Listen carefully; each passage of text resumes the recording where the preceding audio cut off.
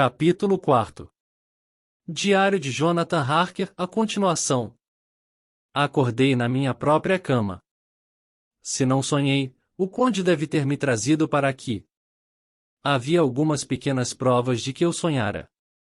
Minhas roupas estavam dobradas de modo diferente do que costumo dobrá-las e meu relógio sem corda. Mas isso não constitui prova suficiente. Uma coisa me satisfaz: se o conde me trouxe para aqui e tirou minha roupa, devia estar com pressa, pois não mexeu em meus bolsos. 18 de maio, desci, outra vez, à luz do dia, pois preciso saber a verdade.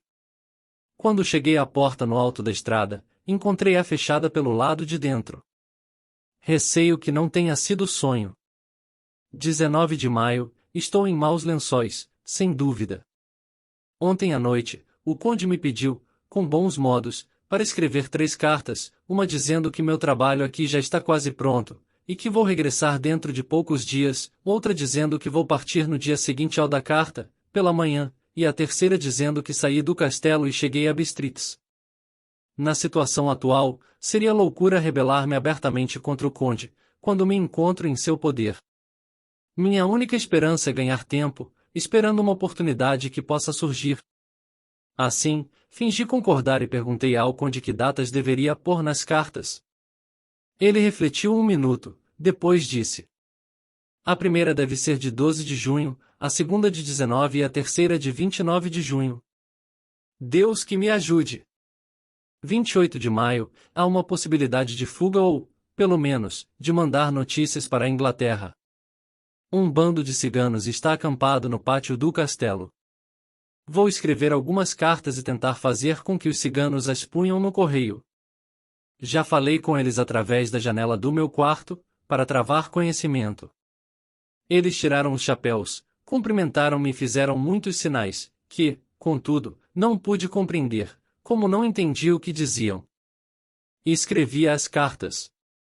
A carta para Mina taquigrafada e outra para o Sr. Hawkins, pedindo-lhe, apenas, para se avistar com Mina, a qual expliquei a situação, mas sem contar os horrores que me cercam e que iriam mortificar.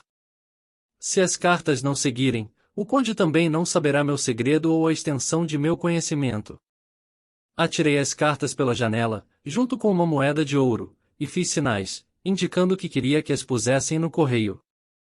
O homem que as apanhou apertou as cartas de encontro ao peito e curvou-se, tirando o chapéu. O conde apareceu algum tempo depois. Sentou-se perto de mim e disse, com voz muito calma, enquanto abria 2 cartas: os ciganos me entregaram estas 2 cartas. Veja. Uma é do senhor para meu amigo Peter Hawkins e a outra, viu os símbolos estranhos quando abriu o envelope, fechou a cara e seus olhos brilharam sinistramente, a outra é um ultraje à amizade e à hospitalidade. Não está assinada. Não nos importa, pois. E, calmamente, atirou a carta e o envelope na chama da lâmpada. Depois, prosseguiu. Naturalmente, vou enviar a carta para Hawkins, uma vez que foi escrita pelo senhor. Suas cartas são sagradas para mim. Desculpe-me, porque a abri, na ignorância em que estava. Quer sobrescritá-la de novo? Entregou-me a carta, com toda a cortesia, e não me restava outra coisa senão metê-la de novo no envelope e sobrescritá-la. Quando o conde saiu do aposento, ouvi o barulho da chave que era girada de leve na fechadura. 1 minuto depois, tentei abrir a porta, e vi que estava trancada. Quando, 1 ou 2 horas depois, o conde voltou, teve de me acordar, pois eu dormira no sofá. Está cansado, meu amigo? Perguntou, amavelmente. Vá para a cama. Não posso ter o prazer de conversar esta noite, pois tenho muita coisa que fazer. Mas estou certo que o senhor dormirá.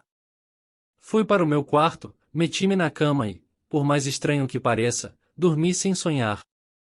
31 de maio, quando acordei esta manhã, tive ideia de tirar de minha mala papel e envelope, para metê-los no bolso, a fim de escrever, se aparecesse alguma oportunidade, mas nova e desagradável surpresa me aguardava. Tinham desaparecido de minha mala todos os papéis em branco, assim como minhas anotações e todos os meus documentos, tudo que me seria útil quando conseguisse sair do castelo.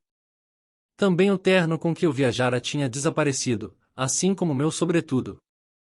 17 de junho, esta manhã, quando estava sentado na cama, pensativo, ouvi ruído de chicotadas e de cascos de cavalos no caminho que fica para além do pátio. Corri à janela e avistei 2 carretões, puxados cada um por 8 cavalos, havendo um eslovaco, com seu chapéu característico, junto de cada parelha. Corri para a porta, pensando em descer e tentar alcançá-los através do vestíbulo principal, que eles poderiam abrir. Nova decepção, em minha porta estava fechada pelo lado de fora.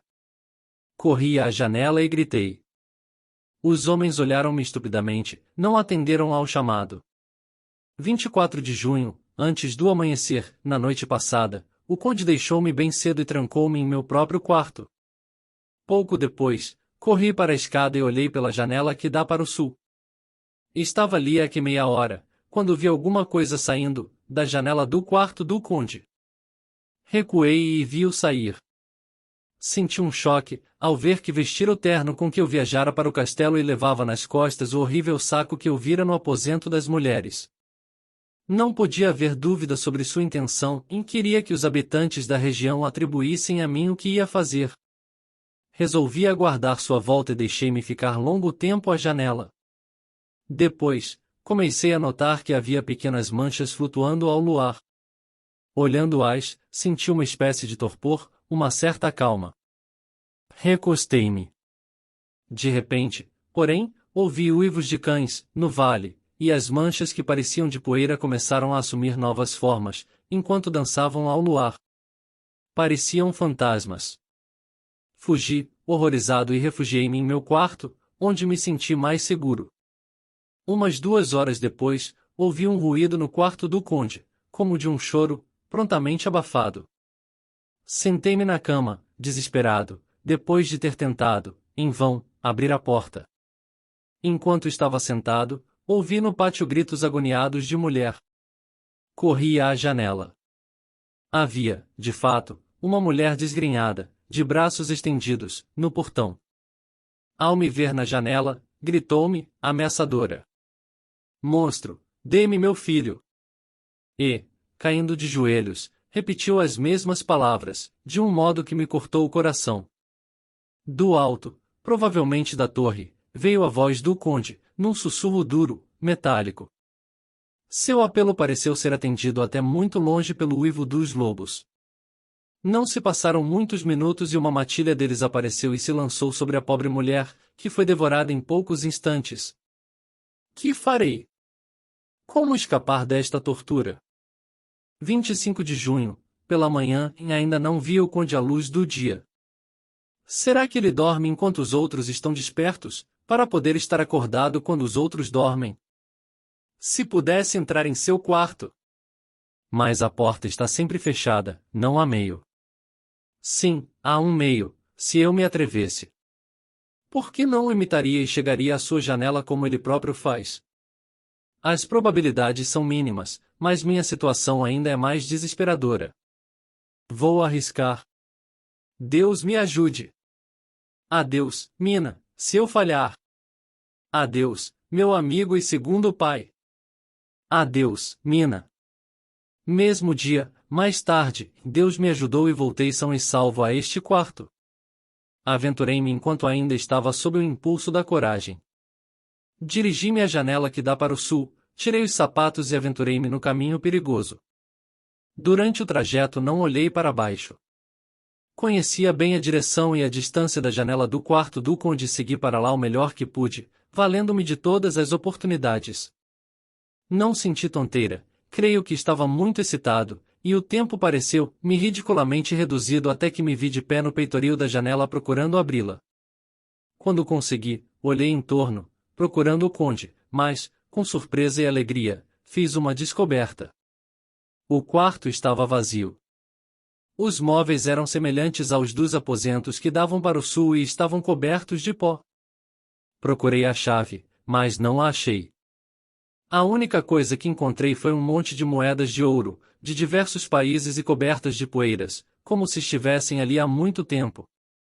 Nenhuma tinha menos de 300 anos.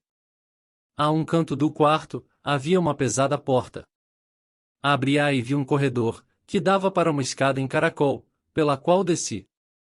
No fim da escada, outro corredor escuro, semelhante a um túnel, onde senti cheiro de terra removida há pouco. Afinal encontrei uma pesada porta entreaberta e, passando-a, vi-me numa capela arruinada que tinha sido, evidentemente, usada como cemitério. Procurei por toda parte, mesmo nas criptas sombrias, cujo aspecto me apertava o coração. Em duas delas, havia apenas fragmentos de esquifes e poeira, na terceira, contudo, fiz uma descoberta. Ali, numa das grandes caixas, das quais havia 50 ao todo, num monte de terra recentemente escavada, estava o conde. Estava ou morto ou dormindo, não posso dizer, pois seus olhos estavam abertos e parados, mas sem o aspecto vítreo que lhes dá a morte e as faces tinham o calor da vida, apesar da palidez, os lábios estavam vermelhos como sempre. Mas não havia sinal de movimento, de respiração nem o coração batia. Debrucei-me sobre ele e tentei em vão procurar um sinal de vida. Resolvi ver se as chaves estavam com ele, mas ao revistá-lo, encontrei seus olhos que refletiam tanto ódio, embora inconsciente de minha presença, que fugi, saltando a janela do quarto do conde arrastei-me, de novo, pela parede do castelo. Chegando ao meu quarto atirei-me na cama e procurei refletir. 29 de junho, de novo vi o conde descer pela parede, vestindo o meu terno. Não ousei esperá-lo voltar, pois receava ver suas malditas irmãs. Fui para a biblioteca e li até adormecer. Fui acordado pelo conde, que me encarava com tristeza profunda, e disse: Amanhã, meu amigo, devemos nos separar. O senhor regressará à Inglaterra. Eu tenho certo trabalho a fazer e talvez nunca mais nos encontremos. Pela manhã virão os ciganos, que têm de executar alguns trabalhos aqui, e também alguns eslovacos. Quando tiverem partido, minha carruagem virá buscá-lo para levá-lo ao Paço de Borgo, a fim de tomar a diligência. Por que não posso partir esta noite? Perguntei-lhe a queima-roupa. Porque meu cocheiro e os cavalos estão ausentes. Mas eu poderia ir a pé. E sua bagagem? Retrucou o conde, com um sorriso diabólico. Posso mandar buscá-la mais tarde. Não quero que o senhor fique em minha casa um minuto contra a sua vontade, exclamou o conde. Venha comigo, meu jovem amigo. E, gravemente, segurando a lâmpada, precedeu-me na escada e caminhou até a porta do vestíbulo, onde parou. Ouça! De muito perto, vinha o uivo de lobos. Depois de alguns momentos, o conde aproximou-se da porta e começou a abri-la, após tirar as pesadas trancas. Com assombro, vi que a porta não estava fechada à chave. Mas, à medida que ia se abrindo, o uivo dos lobos ia se tornando mais forte e feroz. Compreendi que era inútil lutar contra ele naquele momento. Feche a porta! Gritei. Esperarei até amanhã. O conde fechou a porta e voltamos em silêncio para a biblioteca e, 1 ou 2 minutos depois, passei para o meu quarto. Quando ia me deitar, tive a impressão de ouvir um sussurro junto à porta. Aproximei-me na ponta dos pés e ouvi a voz do conde. Voltem para o seu lugar. Sua ocasião ainda não chegou. Tenham paciência. Esta noite é minha. Amanhã será de vocês. Houve uma risada baixa, zombeteira e, furioso, abri a porta e vi do lado de fora as 3 horríveis mulheres, passando a língua nos lábios. Vendo-me, soltaram uma gargalhada terrível e fugiram. Voltando ao quarto, caí de joelhos. Está, pois, tão próximo o meu fim? Senhor, protegei-me. 30 de junho, pela manhã, talvez sejam estas as últimas palavras que escrevo neste diário. Acordei com o canto dos galos e desci ao vestíbulo. Como a porta não estava fechada à chave na véspera, tinha alguma esperança de fugir. Puxei os pesados ferrolhos e fiz cair os cadeados, mas a pesada porta não se moveu. Todos os meus esforços foram vãos. Resolvi, então, procurar a chave, custasse o que custasse. Desci mais uma vez, pela parede, até o quarto do conde. Minha angústia era tanta que não hesitei em arriscar a vida. O quarto do conde estava vazio. Desci a escada em caracol que conduzia ao corredor subterrâneo e, de lá, cheguei à capela. O caixão continuava em seu lugar, mas, dessa vez, a tampa estava descida. Levantei-a, com cuidado pois estava disposto, de qualquer modo, a revistar os bolsos do conde. O que vi me encheu de horror. Era o conde mesmo, mas como se tivesse remoçado. Os cabelos e bigodes brancos tinham se tornado grisalhos, a pele mais clara e a boca ainda mais vermelha que sempre, nos lábios gotas de sangue fresco, que escorriam pelo queixo e pescoço. Toquei-o com enorme repulsa, mas era preciso. Em vão remexi-lhe os bolsos, não encontrei as chaves. Contemplei, depois o conde. Parecia me olhar com um sorriso sarcástico. Aquele era o ser que eu estava ajudando a levar para Londres, onde, talvez, nos séculos futuros, saciará sua sede de sangue e criará novo e crescente círculo de semidemônios. A essa ideia, tornei-me presa de um desejo furioso de livrar o mundo de tal monstro. Não havia armas à mão, mas agarrei uma pá, que os trabalhadores estavam usando para encher os caixões e desfechei-lhe uma pancada no rosto odiento. Mas, ao fazer isto, sua cabeça virou-se e seus olhos pareceram me fitar, com todo o seu brilho de basilisco. Essa visão me paralisou e a pá afastou-se, produzindo apenas um corte na testa do conde. Depois, a pá escapou de minha mão, sobre a tampa do caixote, que se fechou. Atordoado, fiquei refletindo sobre o que deveria fazer, quando ouvi cantos, vozes que se aproximavam, o ruído de rodas, e estalar de chicotes. Os ciganos e eslovacos a respeito dos quais falará o conde estavam chegando. Corri para o quarto dele, disposto a fugir no momento em que a porta fosse aberta. Apurei os ouvidos e escutei, embaixo, o rangido da chave e o ruído da grande porta que se abria. Depois, o barulho de muitos passos, passando por algum corredor. Voltei de novo para a cripta onde talvez pudesse encontrar outra entrada, mas, naquele momento pareceu vir violento sopro de vento e a porta da escada bateu com toda a força. Eis-me de novo prisioneiro e com o cerco apertando em torno de mim. Enquanto escrevo ouço passos no corredor embaixo e pesos arrastados, sem dúvida os caixões com sua carga de terra. Também escuto pancadas de martelo, é a caixa que está sendo pregada. Agora, posso ouvir passos que se afastam. A porta foi fechada e ouvi o ruído da chave na fechadura, depois, está sendo retirada. Outras portas se abrem e fecham. Do pátio, chegam os ruídos de estalar de chicotes e rodas que se afastam. Os ciganos partem. Estou sozinho no castelo, com aquelas terríveis mulheres. Não posso ficar. Tenho que tentar descer pelos muros ainda mais longe do que tentei. Levarei algum ouro comigo, posso precisar dele mais tarde. Talvez encontre um meio de sair deste lugar medonho. Pelo menos, a misericórdia de Deus é melhor do que esses monstros e o precipício é alto e íngreme. A seus pés, um homem pode dormir, como homem. Adeus, todos. Mina.